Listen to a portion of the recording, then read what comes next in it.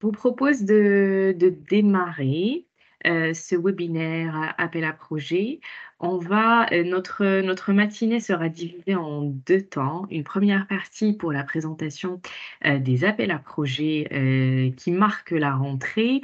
L'appel à projet générique ANR qui est lancé depuis le mois de juillet dernier dans le cadre du plan d'action 2024 de l'ANR.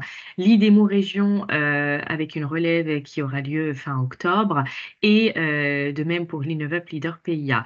Après ces présentations d'appel à projet, nous allons laisser la parole à quelques membres qui ont des projets en cours de montage et en recherche de partenaires. Cette présentation sera suivie par le pitch de compétences d'offreurs de solutions qui souhaitent intégrer des consortiums en cours et vous aurez l'occasion par la suite d'échanger entre vous sur les projets et les compétences qui seront présentés sur une plateforme de matchmaking. Donc, quelques petits conseils pratiques avant de démarrer. Je vais vous inviter à couper vos micros et caméras et si vous avez des questions, n'hésitez pas à nous les poser dans l'onglet conversation. On répondra au fil de l'eau dans la mesure du possible et à la fin de nos interventions. Donc, je suis Soumaya Rouane. Je suis coordinatrice de l'enjeu industrie et services et je m'occupe également de la coordination des appels à projets avec Johan Doz, responsable d'innovation au pôle. Et je vais vous présenter ce matin l'appel à projet générique de l'ANR. Donc, l'appel à projet générique a été lancé au mois de juillet dernier. C'est le plus gros appel à projet de l'Agence nationale de la recherche. Il s'adresse à toutes les communautés scientifiques. Il a pour objectif de financer les acteurs publics et privés de la recherche française et il permet dans différents domaines scientifiques d'accéder à un financement qui est récurrent parce qu'il revient chaque année et qui aussi propose des cofinancements sur certaines thématiques données avec des agences internationales, des agences à l'international. Donc il a été lancé le 12 juillet dernier. La première étape se clôture au mois d'octobre.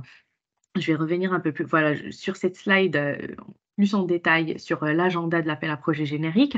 Il se fait toujours en deux phases. Une première phase de soumission de pré-proposition, donc une intention de dépôt de projet en 2024. La pré-proposition, elle se fait avec des critères assez importants sur la qualité sur le consortium, mais également sur le choix de l'instrument de financement et je vais expliquer plus tard tous ces éléments-là. L'étape 2 qui s'ouvre en général en début d'année 2024 jusqu'à mars, parfois début avril pour certains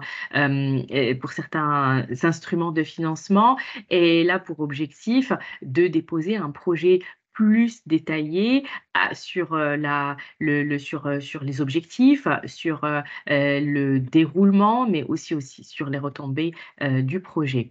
Donc un point important qui implique les pôles de compétitivité dans l'accompagnement des projets concerne la labellisation. Donc la demande de labellisation ne peut se faire qu'en première phase.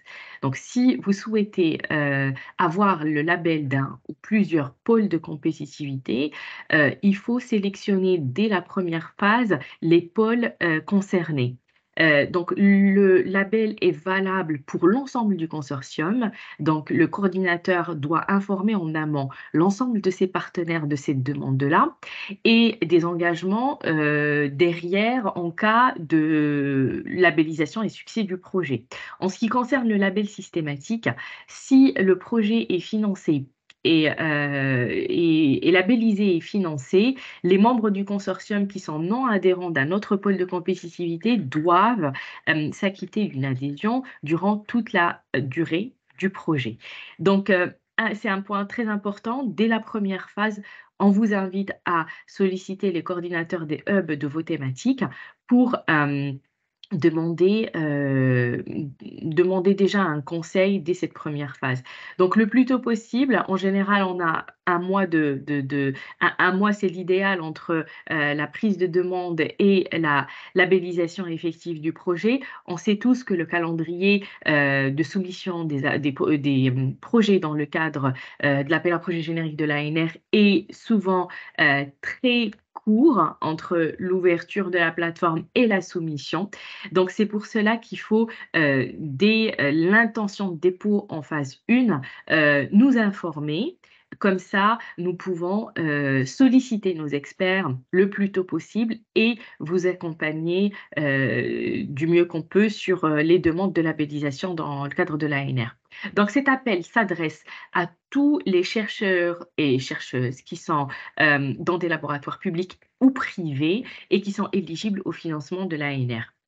Donc la possibilité de porter plusieurs projets ANR est toujours d'actualité cette année. Néanmoins, vous ne pouvez pas être impliqué dans plus de 3 projets, un projet en coordination et au maximum 2 responsabilités scientifiques dans 2 autres projets ou 3 au total responsabilités si vous n'êtes pas coordinateur.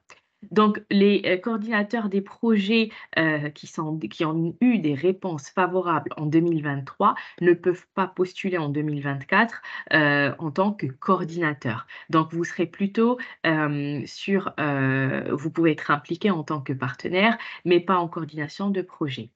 Donc les critères importants sur lesquels les projets sont évalués en phase 1 et phase 2, c'est la clarté des objectifs du projet, l'adéquation, du choix de l'instrument de financement par rapport à ce que vous souhaitez, mettre en place comme consortium, la pertinence, du sujet, la qualité scientifique